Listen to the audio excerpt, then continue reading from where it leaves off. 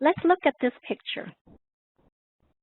So this is the view of Himalaya range, which first time in 30 years can be seen by people living in Pune State, North India, from the distance of 160 kilometers. And this scene can be seen due to the lockdown command from the government. So because of all the manufacturers stop operating, so pollution is down, so we can see the beauty of nature. So this one gives us, a learning lesson, like if we, during crisis, many visions and aspirations still can be discovered when we have self-reflection and self-exploration. So for sure that we are going to find some bright signs of the crisis to help us as leaders and also to help the companies. I choose this article to open as an opening message to our session. It's called Coronavirus is Putting Corporate Social Responsibility to a Test. Core message from it. It says that for millions of Americans, the new trillion relief law approved by President Trump can be too little too late, because until the laid off employees, they can receive the cash, we don't know if they can wait till that time to feed themselves and their families without any comprehensive, with the savings in their life. So this is the concept of corporate social responsibility, not just a nation, but also from a leader's point of view, from a company's point of view. What kind of decision should we make? And the decisions always define the companies and the leaders. And during crisis time, decisions become even more critical. And researchers show that people only truly believe that their companies has a purpose, a good purpose, and clear values when they see management making decisions that sacrifice for short-term profitability for the sake of adhering those values of kindness, of good, of caring to the people. So we know that going through a downturn and make decisions to keep the company survive is so hard. But if we can lead with compassion, we'll touch the lives of employees in an extraordinary way, and we will bring the company come back stronger while still enhancing and remaining the employee shared value. So the agenda today would help that kind of message in 3 points. I'll go through the impacts, the overall impacts, the biggest challenges that we are facing, and some of the recommendations to overcome. And we talk about the solution to help the business sustain with a very unique model in the research of Dale Carnegie. It will take about 60 minutes in total, and then we'll extend 50 minutes more for question and answer. So far, will you find everything is okay? If that, can you give us a green check? Okay. We're seeing some green check here. Or if you need anything or you want to give some recommendations, just put that in the chat. Let's go through some of the impacts. So we're all familiar with these shocking numbers on the screen, right? This is from yesterday. Today, it's already 1,900,000 infected cases. And if we look at this number, we'll find that why the biggest economies in the world, like the US, the Europe countries, failed to control the outbreak of the COVID. Vietnam, as a small country, lack of comprehensive medical system, was still able to control it so far. And even we have a direct border with China. So it's all about cautiousness, transparency in communication, quick and drastic action from the government, and the unity of all the citizens.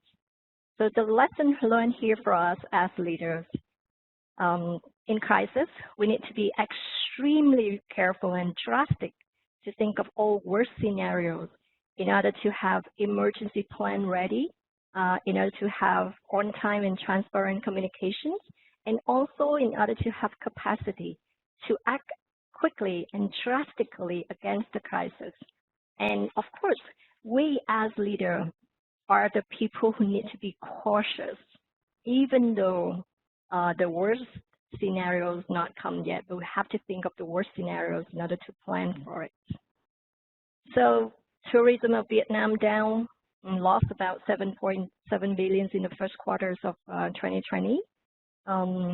Nearly 200 million employees globally will lose their job in quarter 2 of 2020. And the stock market everywhere will decrease about 30% more.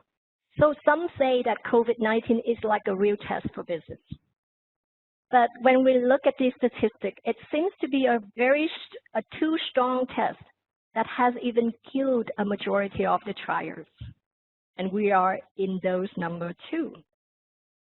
The question raised for both the government and the business and the leaders is, we must think of how to suppress the virus along with shorten the duration of the economic shock.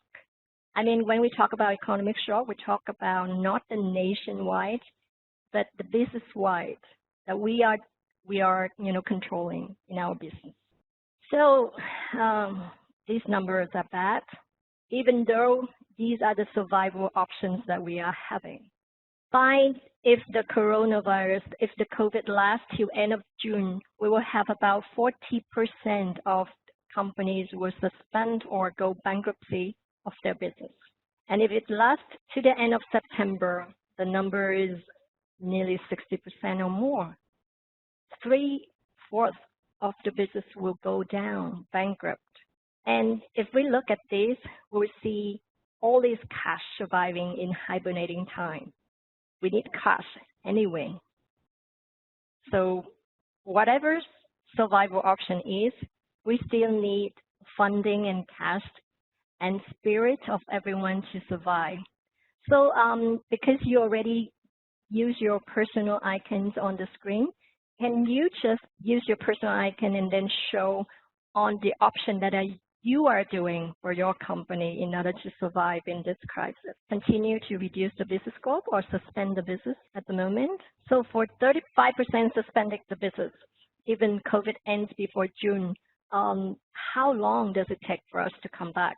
I know that a lot of industry of us right now, like F&B, private education, events, media, tourism, hospitalities, or airlines, we actually simply stop our operations. The others, like service company, retail, online chain, IT and technologies, we partially impacted from the COVID-19. So it means that we still have a lot of chances to go back and go back stronger, and also have a chance to sustain the business if we go on the right direction. So the statistics show the fact, and we all know that we have to do something, right? And I've once read the article. They say that we can't exclude the possibility of a black swan or black swans here, and the situation getting worse, because we do have structural damage to the economy caused by year-long spread of the virus until we have a vaccine for it, combined with a lack of public response to prevent a wide-scale bankruptcy, unemployment, and a financial crisis. So as business leader, how can we address critical challenges and find the best way for us to survive first and then to sustain our business? So let's take the poll here, right? On your right hand, you will see a poll in which you have 5 options for it to the question, which of the following best describe your biggest challenge in this COVID-19? So let's take your choice, A, B, C, D, E, and then we will discuss about the result. You all see the polling on the screen, right? Yeah, I see some screen check. So let's make your choice. Which of the following best describe your biggest challenge? We have 60% already answered for this question. Let's have some more, 20% more, then we can close the poll. Nearly there. Some more, then we can close the poll. And why we are going to close the poll, think of the insights, why you choose the one that you chose to be your biggest challenge in this COVID-19, and then ready to share with us. I'm going to close the poll right now, and you're going to see the results appearing on your screen in about 10 seconds. Think about the insights of why you choose that. Now everybody can see the result. Now you see the result, right? We have about 30% chose the point number 5, the point E, building high-performing virtual working team and enable productivity. We also have about 18% choosing B, option B, revise business strategy to survive. So let's hear one sharing from anyone who chose the option E, building high-performing virtual working team and enable productivity. Can you raise your hand? Anyone chose option E? Please raise your hand. Okay. I would love to invite Mr. NGUYEN. You raise your hand first. We are going to unmute your micro, and then you can share with everyone. Please go ahead. Hi, good morning, everyone. Good morning. We can hear you very clear. Please go ahead and share with us why you choose the option E. Thank you. So I work in real estate, and obviously it's COVID-19 is very big impact on what we do. We build a new township just outside of Hanoi, Vietnam.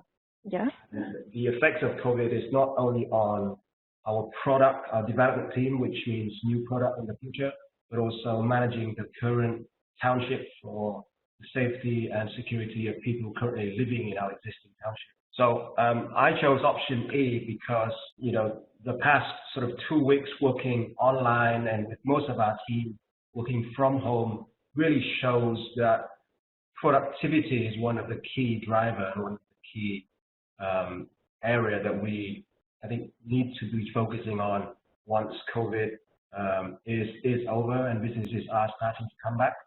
And, you know, you see a lot of the working rhythms are disrupted.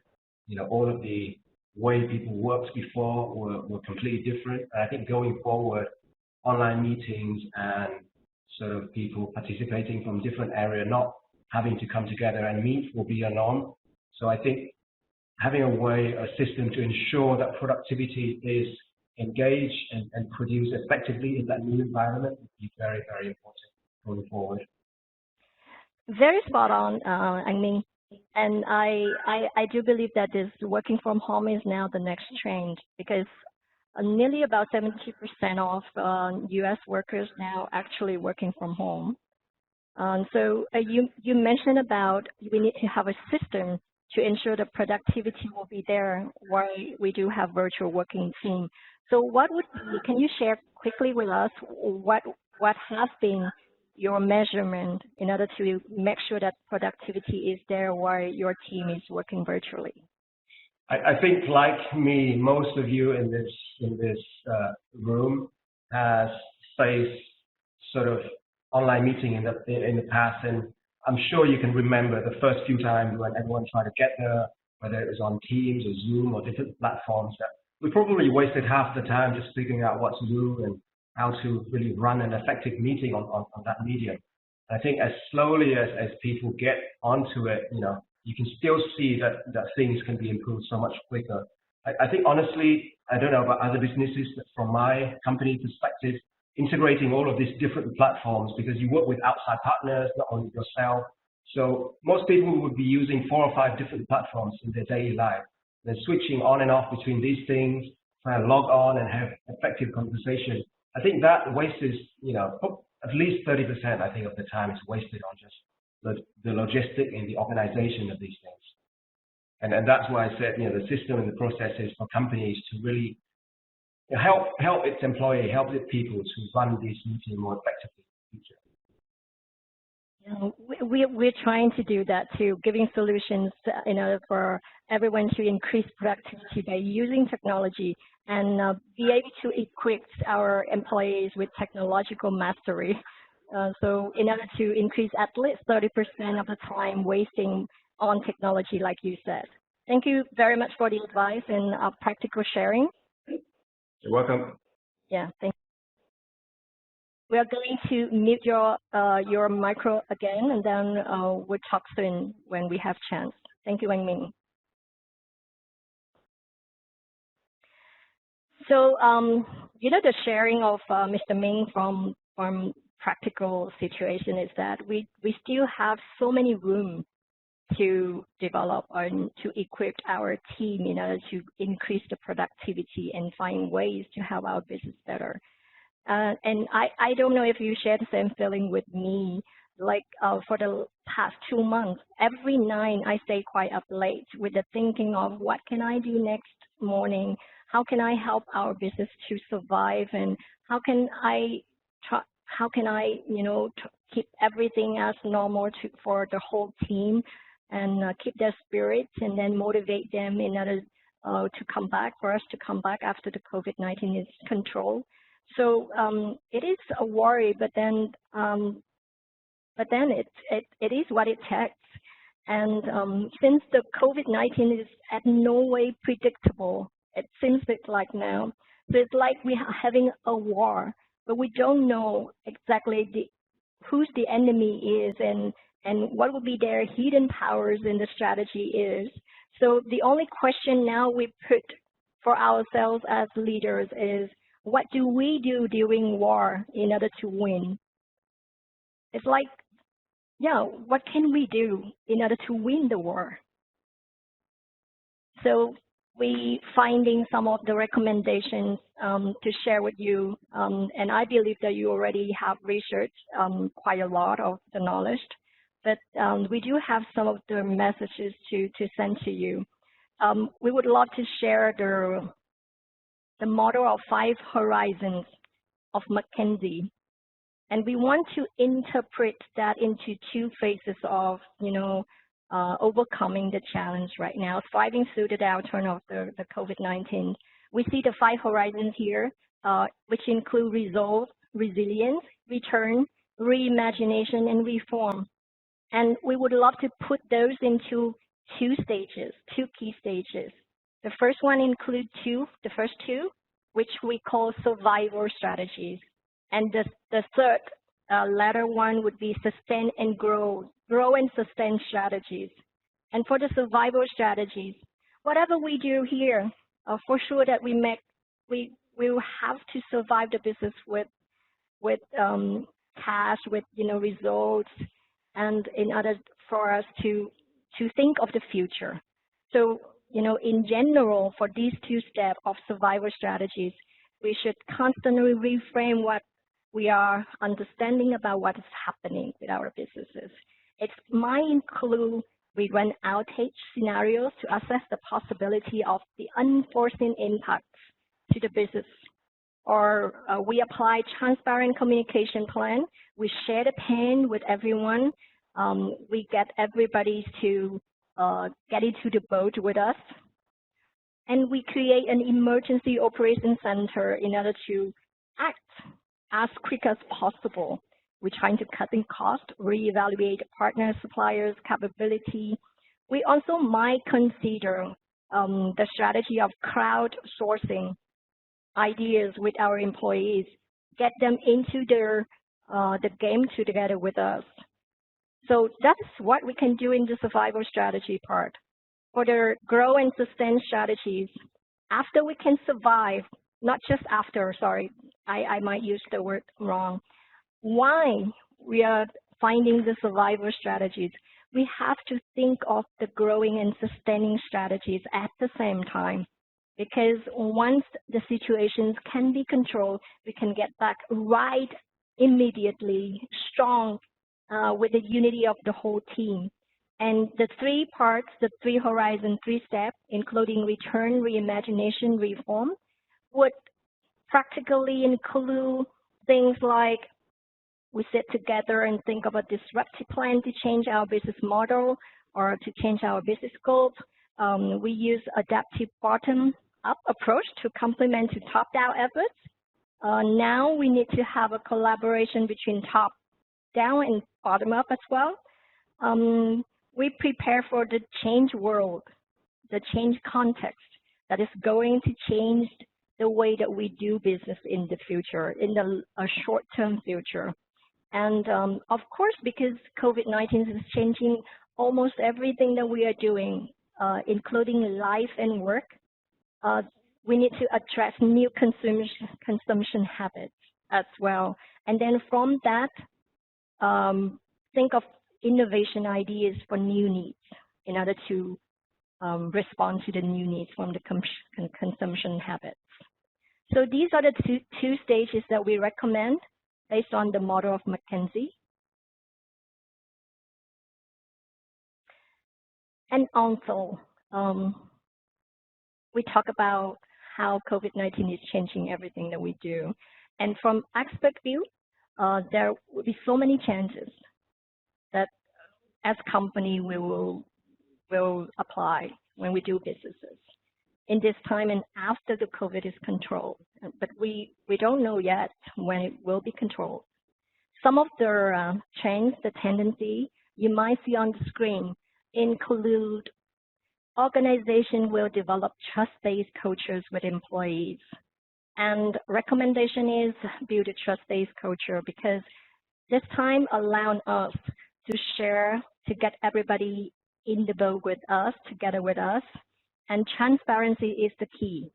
So if we really want to build trust-based culture, make sure that transparency is there. The second trend would be remote work will become strategic. Like Mr. Ming already shared, now virtual working will become, the trends, and it's not just for this COVID-19. It will fit the tendency of the millennials, the Z employees, millennials. So recommendation is we should build effective virtual working team. By what? Like I share, we should firstly equip technology, help them to understand and master the platform and the technology that they are dealing with. We should help them to change the working styles, train them to work virtually, and make sure that we ensure social connection while we work virtually, because that is the key. The third tendency will be leadership will engage people to work together creatively. The word here is creatively. It's the recommendation would be we should enable top-down or bottom-up collaboration as we share. Now, it's not only the leaders who suffer all. We should share the pain. We should invite everybody to the game. We should offer a lot of crowdsourcing projects and for everybody to join in order to get, disruptive ideas, because this time disruptions is kind of things that we really need in order to come back strong. The last tendency we would like to share is standard operating practice will be elevated to a new level. So recommendation would be we implement more effective business operation system based on the changes that we have done. For example, working from home model, we will improve workplace hygiene, we reduce the work travel, or we might reduce the direct contact meetings. So all of those are the recommendations that we might consider if we want to take the solution for to thrive through the downturn. So how about you? So we know that in normal time, leader's role is difficult, right? Not easy. But being a leader in turbulent times like this can be much more nerve-wracking. Because if we act too fast, it might turn out that we overreacted. And for some company, we just care about the results. It might become cruel. If we act too slow, the business might go under or even collapse, like many companies at the moment. So I think as leader, it might be wise to have what kind of a Swedish term set that we need to have an eyes in the belly. Simply means that it is the ability to keep ourselves cool in critical situations. But for sure, being cool in chaos required thoroughly planned thought strategies. So now let's look at some recommendations that we list out here for you to make your choice. What will be your ways, your selection to overcome the current challenges? So you will see the polling again. There's one more poll appear on your right-hand corner of the screen. So just make your choice.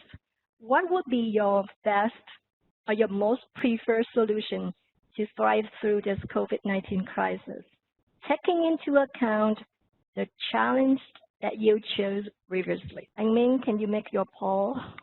I see you appear on the screen. State it very clear your opinion that you chose D. We have 30% that make the choice. Waiting for about 1 more minute before we can close the poll. Okay, I'm going to close the poll in about 10 seconds. Okay, and we are going to see the results on our screen in about 10 seconds. Now you can see the result, right? We have 17% of us chose C, option C, rethinks and reframes constantly business models to be adaptable to changes. And onshore option E is ready to be fully agile in every action. So let's hear some more insights from someone who chose the option C. Can you raise your hand? Anyone who chose option C, can you raise your hand? Okay, I mean, I'm going to leave the chance to share for someone else, okay? I see you raise your hand first. I would like to invite Miss Nga Vuong. Thank you, Anh Minh.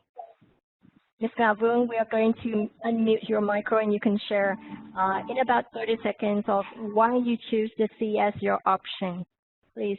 Hi, actually I choose B. Oh, sorry. I think that I choose B. Yeah. Okay, because since you're already online, you just share with us why you choose B.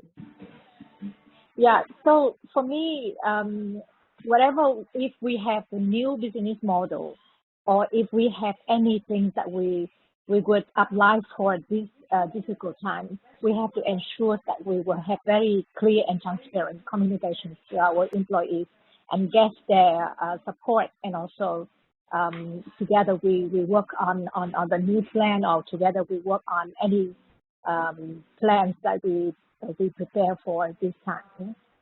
So for it, I think that all the company will talk about being agile. Agility we talk a lot about it, but how we really turn it into the actions and into the effective results. So I think the ensuring the communication transparency in the company is what actually is very important. Totally agree. In our recent research, we also find that transparency is actually can help us to move through the AI era, the digital era with power. When everybody understands what is going to be next, and they are in the same view, and for sure that they will put everything that they have in order to get the result. Thank you for the sharing. Yeah, thank you. Thank you. Can anyone choose the option C? Can share with us? Please raise your hand. Okay, Bruce, Anh Hoàng, can you just please share with us why you choose this? In about 30 seconds, we'll unmute you. Yes, please go ahead. Hi, everyone. Hi. So you can hear me, right? Sure. Okay. The reason I chose C because actually we have our we focus on our core business, of course. That's why we have been growing for a few years and at a very fast growing momentum. But the thing is, when this coronavirus is happening, and then it's worldwide scenario. And in our business segment, because we focus on the hospitality, so many projects and developers, they are now on hold. I mean, like a winter sleep, right? And this time we have to. It's not about looking for other opportunity, but we need to keep reframing model. And it's not about jumping out, but in the past we can see some opportunities that we go through, but now we try to stop and look for other opportunities, like we have the home user and other opportunities that we may have. So we have to keep up the situation of the virus spreading, and then we see if we have to have the plan for some scenarios may happen. So okay. I have a question here. Have you been able to reshape and reframe your business model so far? Yes, actually we're quite proactive from the. So which decision have you made? Actually, number one, we shift the way of working. Now it's more on the home base and yeah, working from home. Because we follow I'm curious about the business models that you have chosen. Have you made decision on the new business model that you just reframed? Yes, we like now we because we we use like online app for collaboration. What Microsoft Teams, right? Yes. It's quite excellent. In the past, we tried to do some platform, but recently we find out because recently we like you, we every day have to stay late and then thinking about when we have more time to focus, so we have more opportunities to look for and focus on develop it, and then we found out platform that make our team, our company now become is quite efficient. Thank you, Anh Hoàng. Yeah. Thank you for sharing.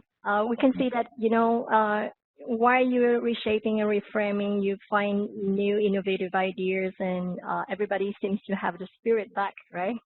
Yes. And yeah, thank you. And then it's staying up late is not that bad.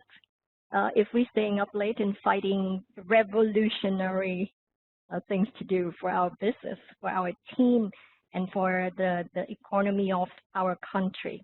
So if we can review all of the choices, we see that most of the selection would be on option C, D, and E. Rethink, reframe business models, do virtual working procedures, and is ready to fully agile in every action.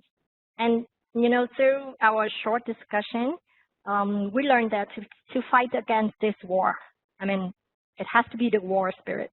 And to fight against this, we do need a purpose. We need our health. We need the unity of the team. We need a thorough plan strategies. We need the resilience, and also we need the capacity to act quickly and effective.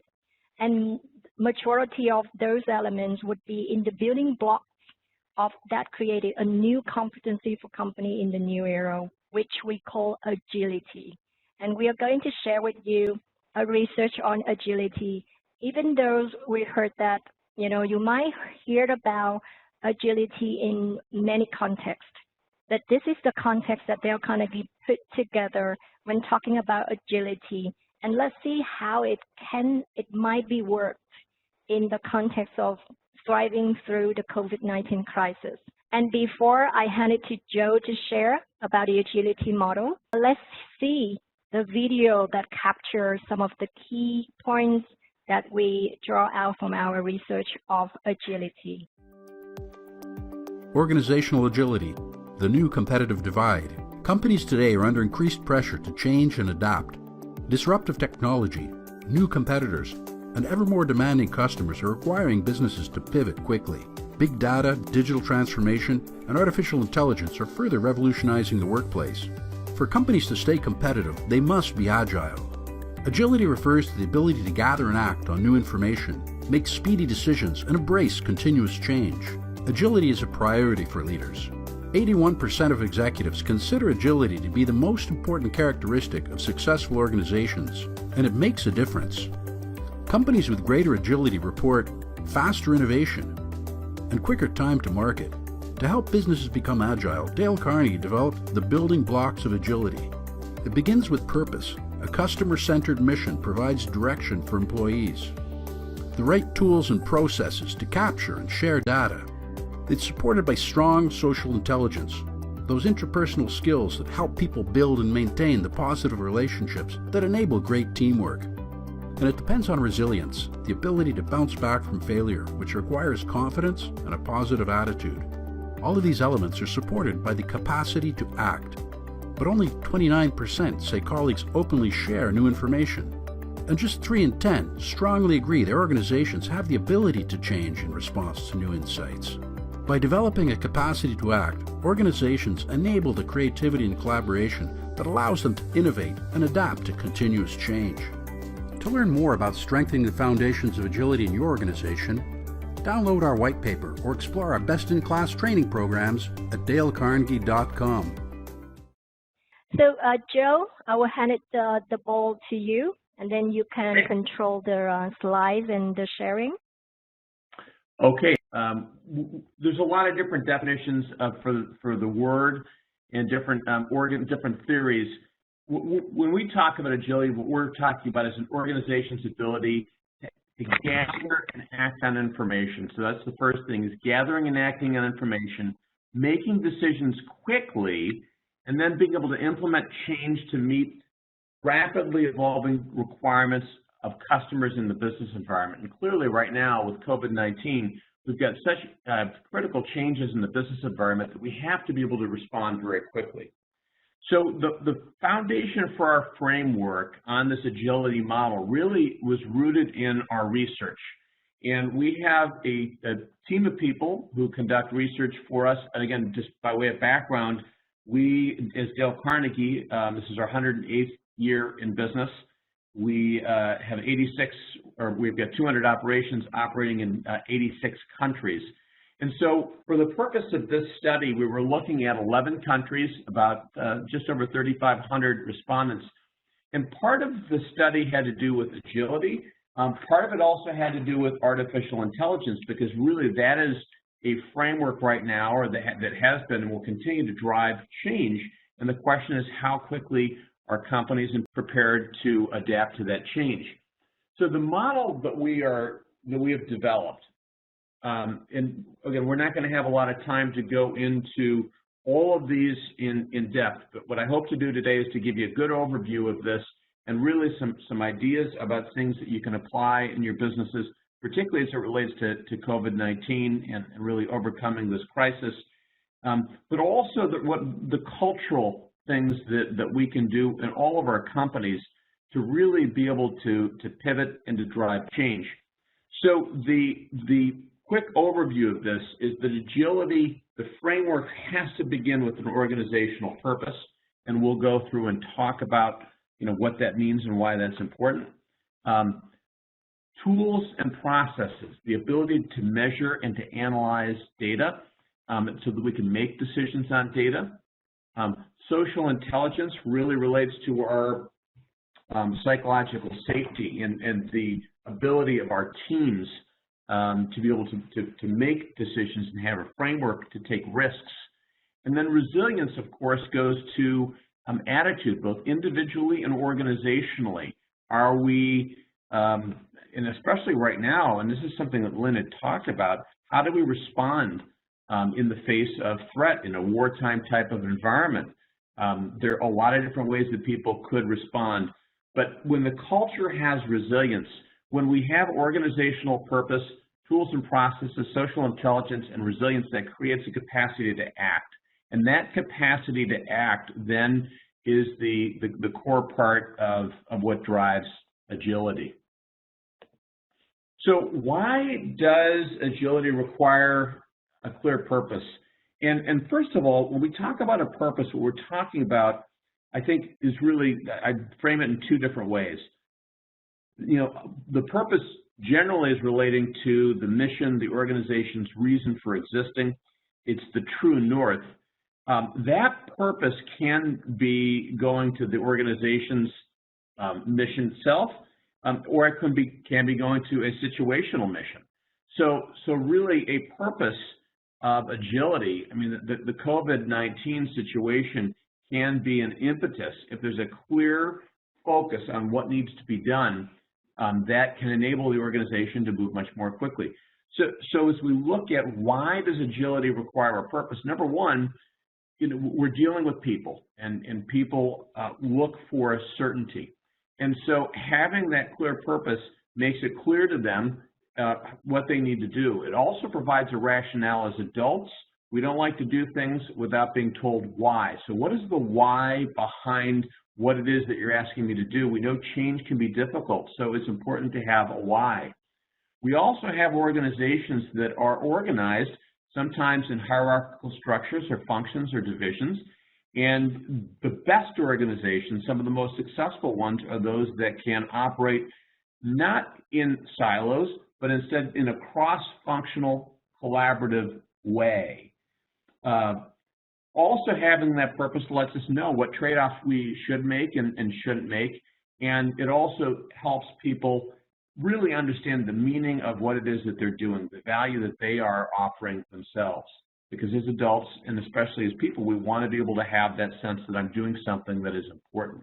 So having that clear purpose as leaders, and certainly this is something I've had to do within our organization, is really to define to the organization what it is that we're doing and why we're doing it, and people really come together. In our case, it's one Carnegie, it's one organizational global mission around the customer, and particularly as it relates to COVID-19, making sure that we are adapting to the customer's needs, particularly in a virtual working environment, which is something that we as Dale Carnegie have a lot of experience doing, almost 10 years of that. When we think about the tools and processes, so this is looking at and asking ourselves, how are we capturing data? How are we getting close to our customers, understanding what it is that really is important to them? And so there are a lot of different ways that we can gather that information. It can be through customer satisfaction or surveys, it can be web analytics or customer relationship management systems. There's a lot of different ways that we can gather data. One, and Lynn was talking about this earlier, really effective company has been Lego. And Lego actually uses a crowdsource-based model for gathering information around what their customers want. They create an environment where customers can propose ideas, and if an idea gets 10,000 votes, then Lego will actually look at that idea against other like ideas and select one and actually put into production and incorporate the creator, the customer, the enthusiast, so to speak, so that that person can be involved not only in working on the design and the development of the product, but also in sharing in the revenue. So the idea of really, there's a lot of different ways that we can get this data. Some of the best companies, the most agile companies, are those that really engage their customers and draw that data in. So one thing that we might think about, so what's a takeaway from this, is just even to think as we leave this session, what are different tools that we have? How do we engage our employees and our customers? Do we have access to good data so that we can make good, smart, effective decisions? Because this is, again, a core part. Agility is not just about speed. It is about speed in the right direction and making decisions that will ultimately have a strong impact on the business. Social intelligence is another building block to agility. And what we're talking about here is really the ability to deal with challenging social contexts effectively. It is understanding concerns, understanding people's emotional states, knowing how to relate to those emotional states, and also creating positive, really trusting relationships. And one of the most important elements of social intelligence, and again, as leaders, as business leaders, we have a huge impact in terms of whether this is going to exist for our people or not. And that has to do with the psychological safety that we create, the culture that we create. So by way of one example, Google spent 2 years studying over 180 of their own teams. Really, they wanted to determine what qualities drive effectiveness, the greatest effectiveness. And they looked at IQ, they looked at academic background, they looked at a whole range of different things. And what they found was that the most important factor in driving team effectiveness is psychological safety. And psychological safety really means that a team member feels comfortable if they make a mistake, They're not going to, not going to worry about losing their job necessarily. They're encouraged to take a risk, to take a chance. There are other factors as well, dependability, structure, clarity, these other things. As it relates to our model, psychological safety is one thing that we think is really important. And I'd like to give you an example, a real-life example of how this is applied in the Dale Carnegie team and how this is helping our team right now move quickly as a global organization to really support our customers and our Dale Carnegie operational teams around the world. We use a system called the Business Plan Review. This is a system that was developed by a man named Alan Mulally, who's the former CEO of Ford Motor Company and also Boeing. He really is credited with saving both of those companies from bankruptcy. And part of the system involves not just metrics and really having kind of a business operational review on a weekly basis. It's a people-first system that is designed to encourage people to say, look, are we red, yellow, green on this project? In some environments, if I said my project is red, I'd be afraid to lose my job. In the BPR environment or working together environment, we encourage people to say, you know what, I'm red on this project. And then the team comes together and says, okay, if you're red, that we're all red. So how do we work together to help turn this red to yellow or yellow to green? It's an environmental construct where the culture says we're going to work together, and put people first and so forth. So you create psychological safety. And frankly, part of what we did when we started to deal with this COVID crisis, and again, with 86 being in 86 countries, we first started to see what was happening in China. We created a task force in January. We partnered with our teams in China to understand what was happening and really tried to create an environment where people felt comfortable making suggestions, suggesting different actions to be taken and so forth. And a lot of those actions form the framework for really our global strategy for helping all of our organizations. So psychological safety is a critical part of building agility in a team. Another important part is resilience. And we know the word resilient, right? The ability to bounce back, you're in a bad situation and so forth. The question is, how do we create resilience? How do we foster resilience in our organizations? And part of this goes, again, it goes to leadership and to the business leaders, but it really is about the emotional side of things, a positive attitude and confidence, support a person's willingness to take risks, willingness to bounce back, ability to, and to have hope. Because as Lynn was saying earlier, part of the thing we're trying to do with all of our teams is to help people maintain hope and have optimism. And because when we're in those kinds of emotional states, we are much more capable of taking better action, of thinking more clearly, of being strategic. Actually, from just a physiological standpoint, we can be more effective. So how does a positive attitude support agility? And there's science behind this, that when people can maintain positivity, when they can maintain confidence, they expect better outcomes. They're much more likely to get better outcomes. They find a way. They say, in what ways can we get to this outcome? And so it fosters really a more imaginative way of thinking, a creative way of thinking, because people are open. Think about the opposite, right? If someone is negative, if they're down, the mindset is, that's not going to work. That's not going to work. We can't do that. We tried that. It's not.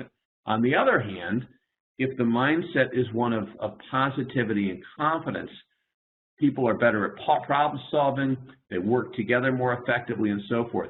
So resilience is a critical part of getting a team to be able to act in a much more resilient way. And I think we can start to see, if we think about these building blocks, if we have that social intelligence and psychological safety, if we have tools and processes, if we have resilience, all of which is around this framework of a purpose, a clear purpose, then what that does is it creates a capacity to act. And really the capacity to act is the result of those other types of things.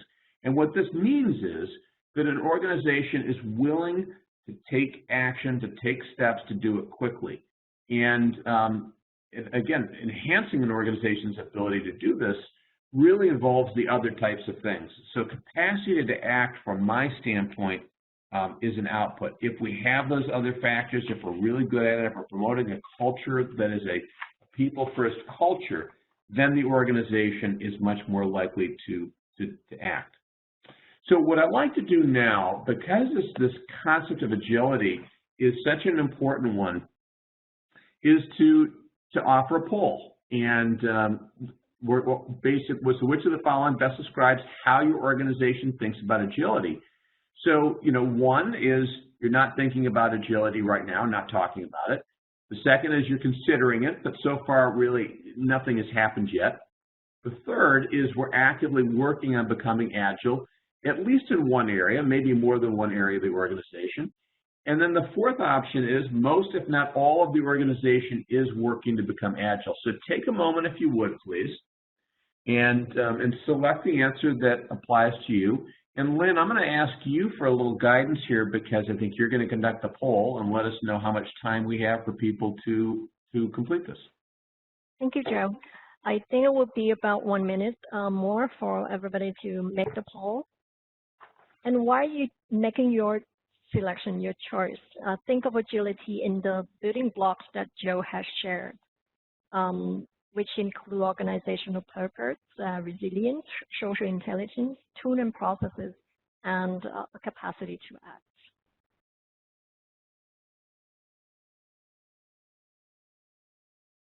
While we're waiting for the poll to come in, Lynn, one of the things that is interesting is that a lot of what we're talking about with agility goes to different individual and organizational kind of emotional components, if you will. And I think most people can relate to the fact that when COVID-19 started to spread and countries and cities went into lockdown and businesses started to work remotely, I think there were a lot of different reactions that people have. Many people went through stages of grieving, right? We think about denial and anger and finally getting to a point of acceptance. But this concept of agility really depends on how people are responding to those kinds of things in a mindset. So, Lynn, do we have a result on the poll? We're having about, say, finished 9:20. Let's wait for about 30 seconds for everybody to finish their voting. And I'm close in about 30 seconds. But what would you choose for Dale Carnegie? Joe? You're asking me what I would choose? Yes. No, I'm just asking, Dale Carnegie Vietnam and Dale Carnegie Global, if we choose the same one. Yeah, I would say that, it's somewhere for us between 3 and 4. If you'd asked me, this is interesting, you started this talk with bright spots, right? Or, what I've seen in our organization over the last 60, 90 days has been absolutely incredible. It's been inspiring.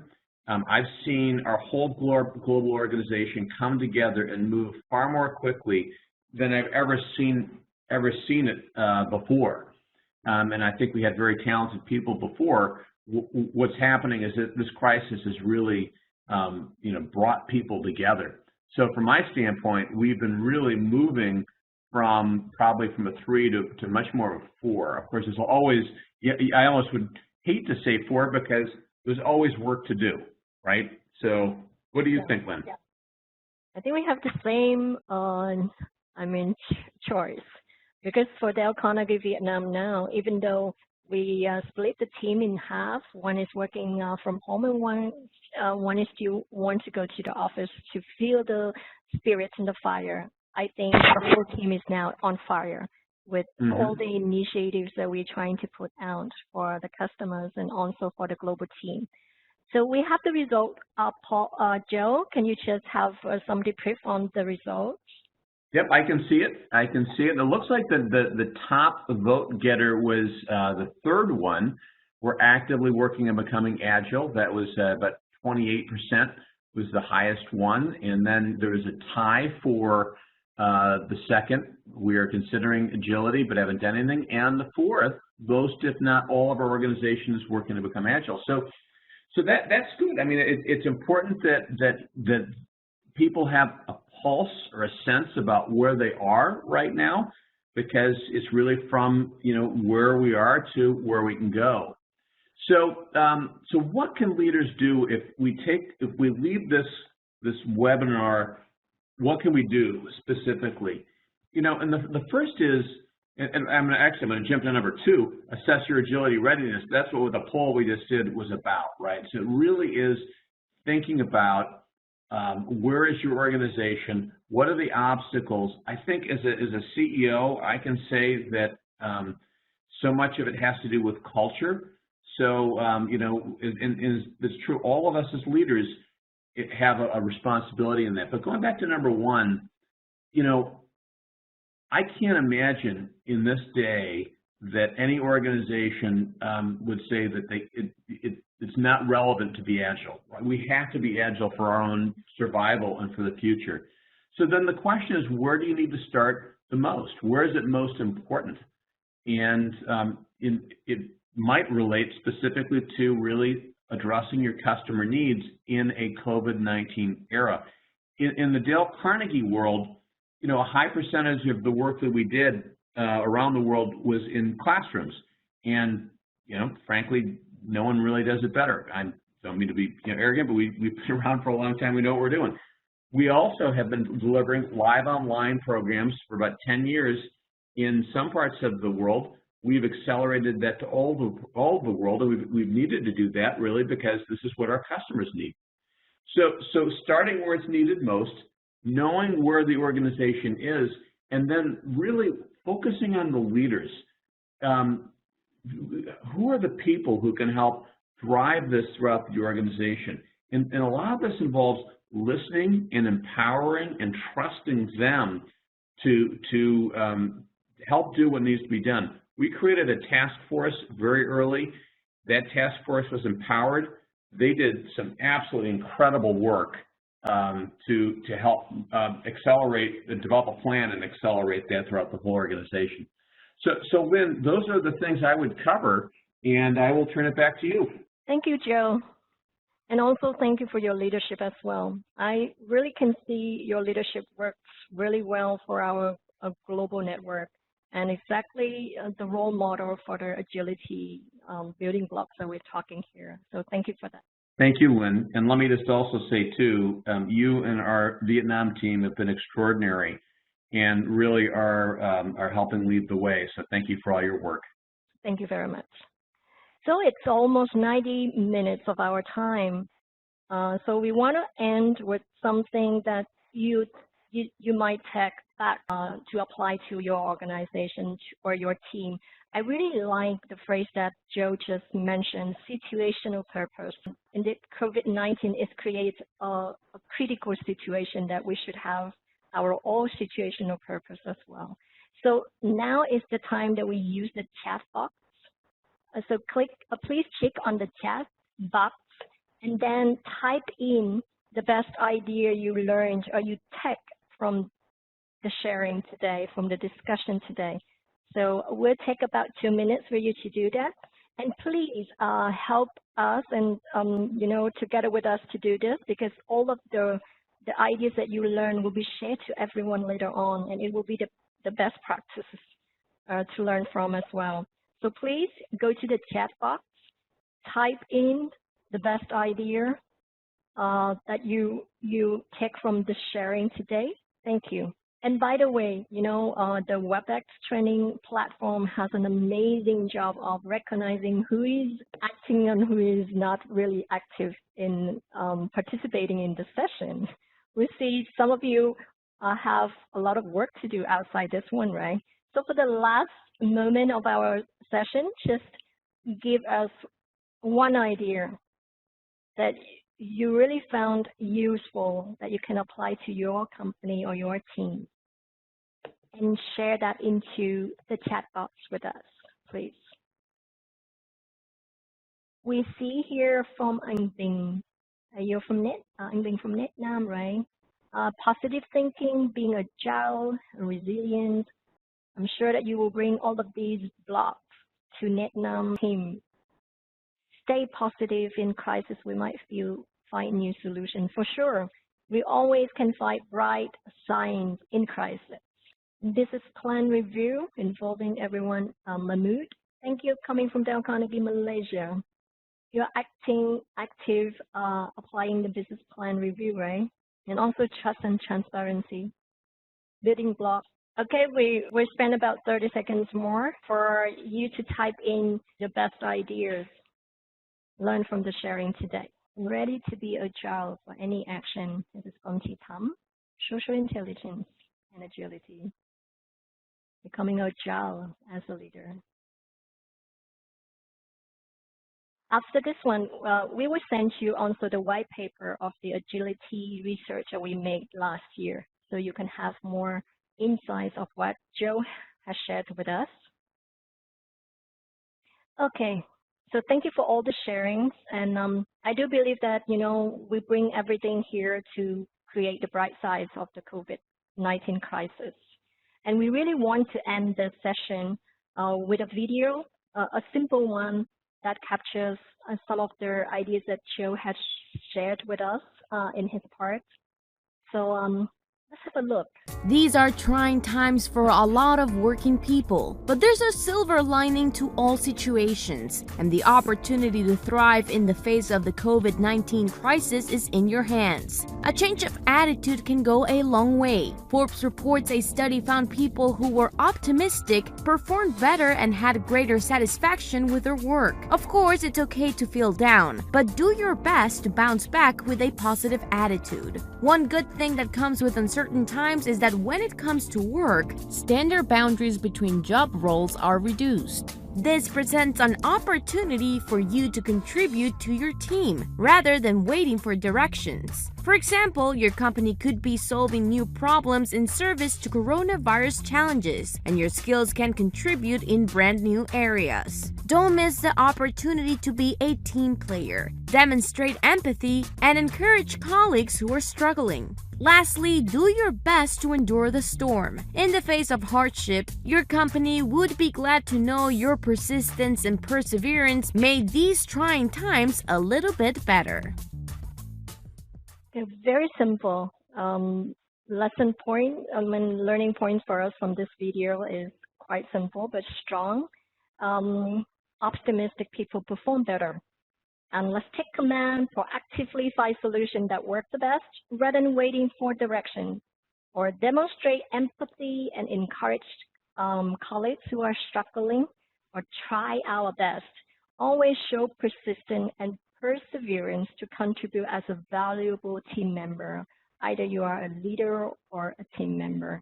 So we really want to send you back with these messages. And the final message would be, together as a team, we can thrive through the crisis. So thank you very much for joining with us today in a 90-minute session. And we hope to see you back again with Carnegie after you have been able to be agile in your business and finding solutions to survive through the COVID-19 and then coming back strong and then sustain the business in the future. Thank you very much. Hey, Joe, you can say bye, everybody. Thank you. Have a great rest of your day. So thank you, everyone. If you have something to say or have a message to us, you can write on the chat box.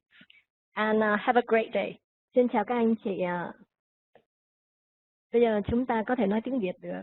Và anh chị nào mà mong muốn chia sẻ thì Carnegie sẽ unmute cái micro của mình để cho các anh chị có thể share.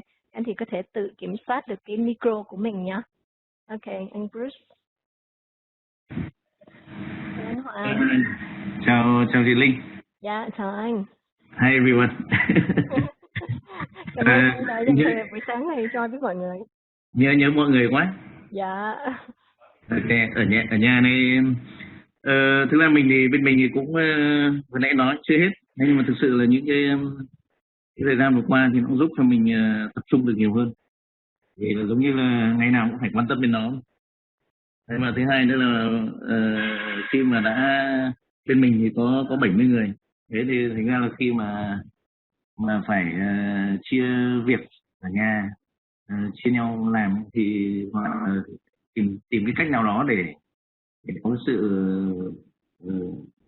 hợp tác với nhau một cách nó cũng vẫn được như cái mục đích công việc nó phải đạt được.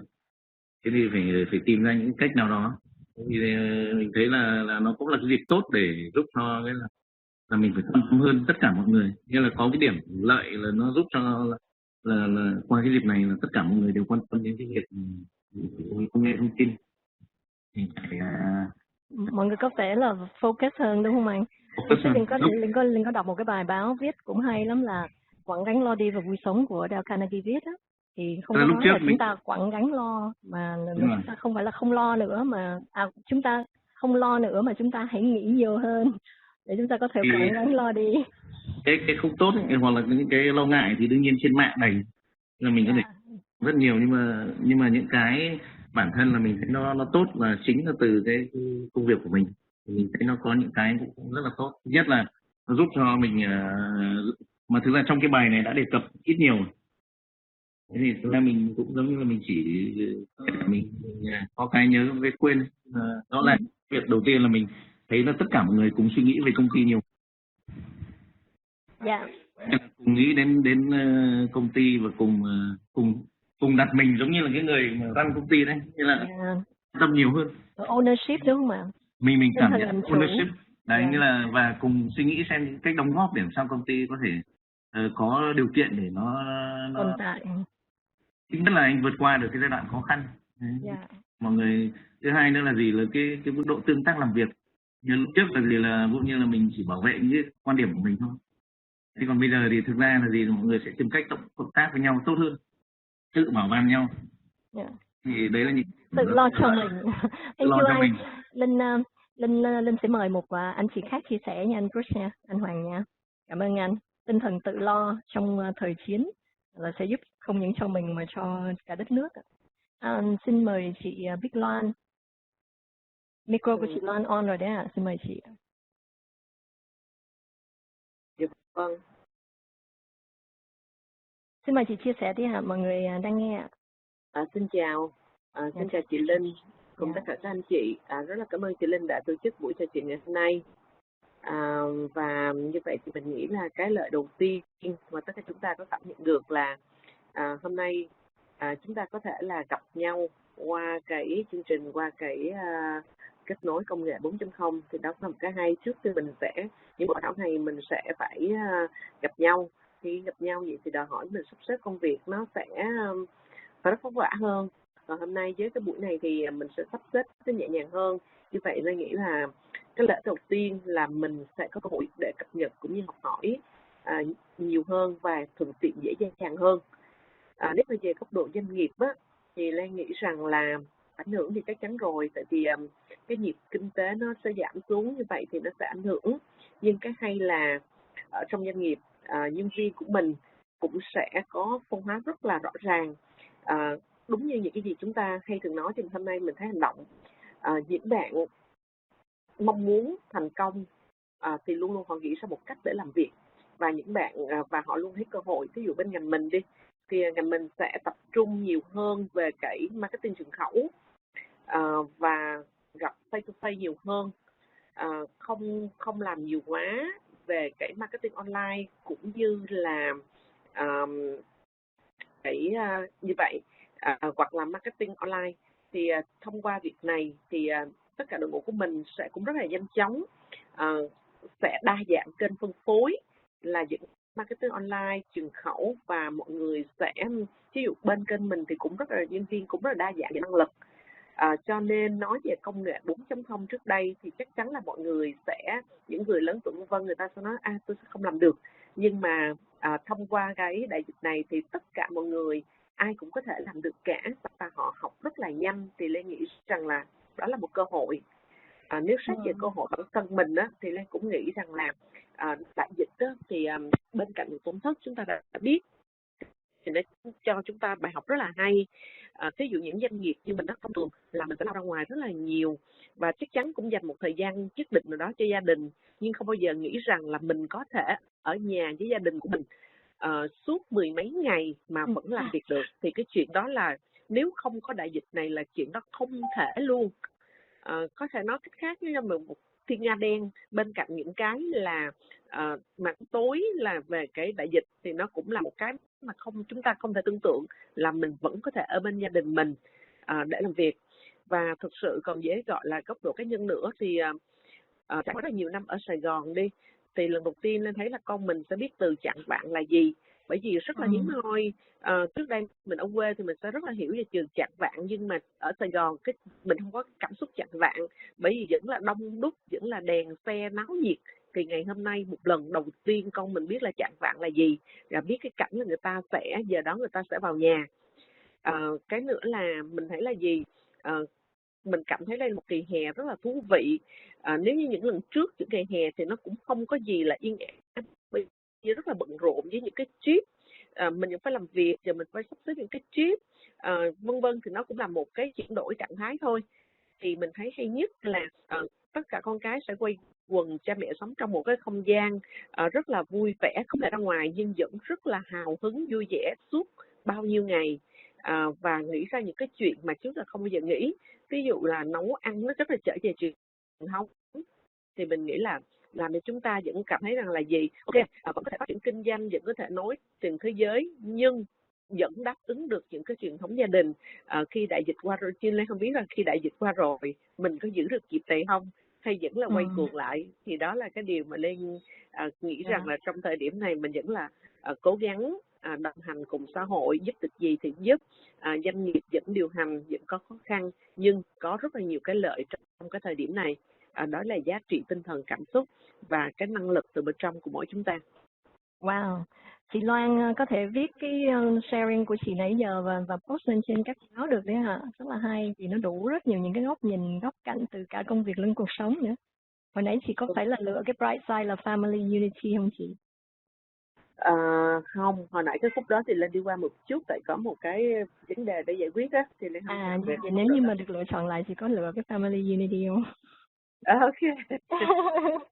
Linh thấy trong ngành bảo hiểm á chị, nếu như mà có được một cái sự cool in the eyes in the belly giống như cách mà chị đang làm, tại vì thường là người làm trong ngành bảo hiểm là người rất là máu lửa, mà cái cách mà chị còn làm trong sales nữa, cái cách mà chị đang sharing giống như là cái cách mà mình đang thấy là superpower control balance, mình có việc nước và đảm việc nhà, cho nên mình có một cái sự điềm tĩnh, một cái sự từ tốn, nó tạo ra một sự yên tâm nhất định. Và Linh tin là đội ngũ của chị sales cho dù đang cố gắng kết hợp tất cả những cái công cụ hoặc là những cái chiến lược để tiếp cận khách hàng, thì cũng sẽ được động viên và truyền lửa từ cái